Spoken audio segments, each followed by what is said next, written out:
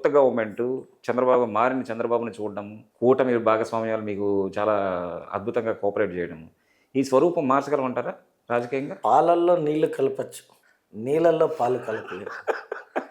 అంటే పాలల్లో మనం ఒక 10 లీటర్ల పాలు తీసుకుంటే 1 లీటర్ నీళ్లు కలిపితే డౌట్ రాదు, పలచబడతాయి. కాకపోతే తెలియదు కూడా.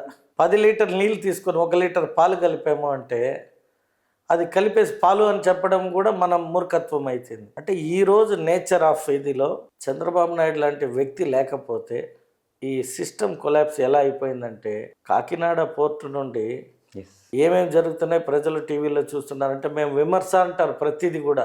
రిటర్న్ వచ్చిన ఆ షిప్లలో డ్రగ్స్, గంజాయి స్టేట్, మీరు నమ్మరు, ఇవాళ ఈవినింగ్ ఒక జాగాకి వెళ్ళా సార్, నైట్ 9 o'clock పైన గంజాయి బ్యాచ్ అంతా హడావిడి చేస్తారు సార్, కానీ ఇక్కడే ఉంటారు, మేము వాళ్ళ పేర్లు చెప్పము, అట్లీస్ట్ ఒక కెమెరా పెట్టిస్తారా సార్ అని వచ్చి అడిగారు ఒక 4 మహిళలు. చిత్తూరులో కూడా గంజాయి ఇవన్నీ పెరిగిపోవడానికి కారణం ఏమంటే గత ప్రభుత్వాలు ఫ్రీడమ్ చేసేసింది.